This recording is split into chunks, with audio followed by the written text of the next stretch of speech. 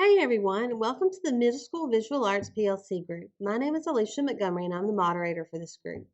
I'm so glad that you've joined this community. It was created with you in mind. Our goal is to collaborate and support each other as we navigate this craziness that we call teaching middle school visual arts. Whether you are the only one in your system or one of many, we know that you're going to find things here that will help you. In order to make this as beneficial as possible for everyone, be sure to set up your notifications and check back often to see post discussions and support that are going to be showcased. Please engage in discussions and offer up any support or questions that you may have. Also, make sure that you share this platform with your friends and colleagues. Hey, so this is the second part of the series about using temper cakes, and we're using a mixed media project. So part of it is going to be using temper cakes to paint a background for a Kehinde Wiley inspired project.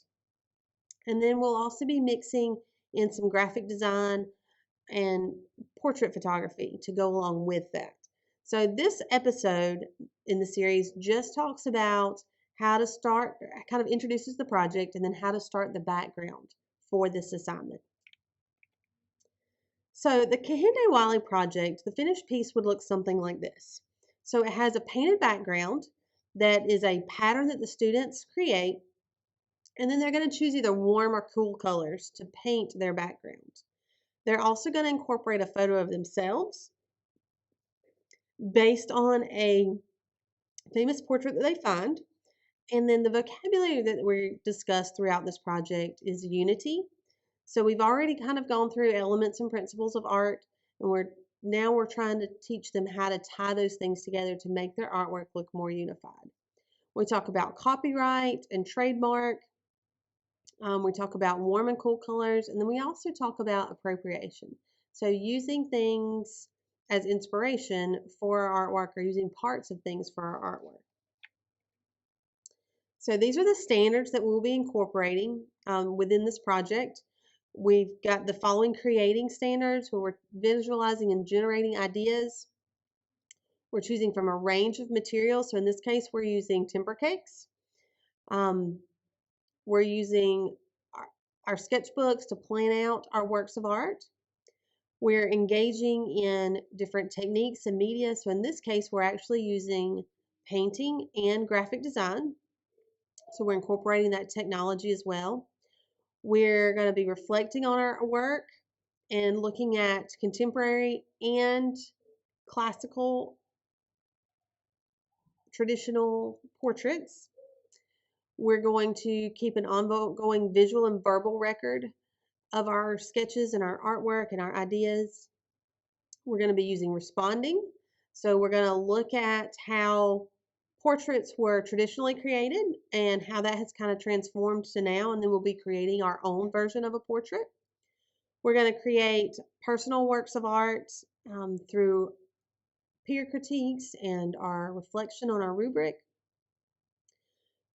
We're going to engage in the process of art criticism through those peer critiques, and then we're also going to be connecting. We're going to be looking to see why people created paintings in this style, why they do them now, what the difference is between the historical paintings and the contemporary ones. And then we're also going to look at how artists can use these currently. All right, these are the type of assessments that we'll be using with this project. For our diagnostic assessments, we're going to be doing a criticism of project exemplars. So we're going to look at some that students have done. We'll also look at my example. We'll look at some examples by Kehinde Wiley and Micheline Thomas. And then students are going to generate sketches for ideas for their projects.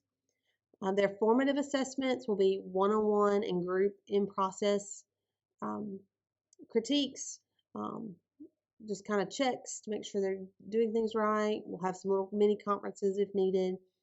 And then I'm going to check their sketchbooks for their plans, for their patterns, and for their portraits.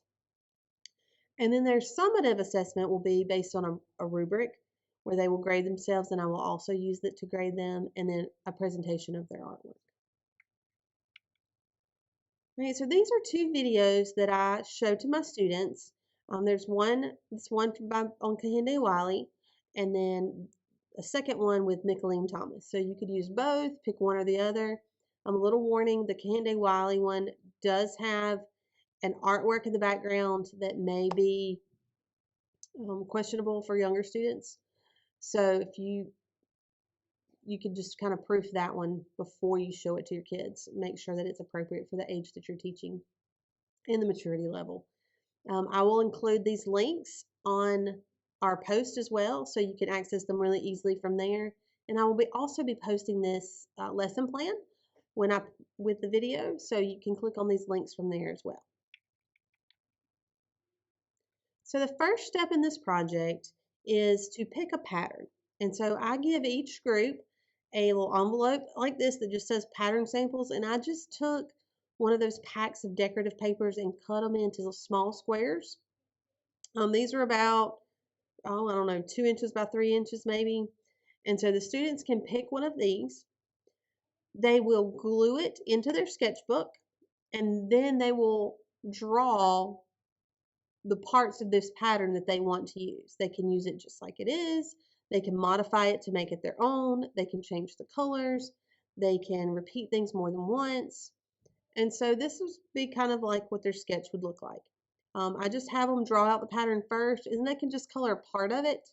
And in this one, you'll see we talked about trying different colors. And so they can only use warm colors or cool colors for their background. So this student chose warm colors. And so she played around with like where she wanted her red and yellow to go. Like, did she just want it in these areas and then the yellow on the side? Or maybe she wanted to do it this way. So she played around with 3 different ideas of how she wanted to paint those in. And then she picked one of those for the one that she continued. And then their final drawing would look something like this. They've got their pattern really nice and neatly drawn, got lots of clean edges, ready to paint. Okay, and then this is what the painting part looked like. This one was warm colors. All right, thank you for joining us. Please take a few minutes to participate in the discussion question, and I can't wait to hear all your wonderful ideas and share some of my own. Make sure you check out episode 3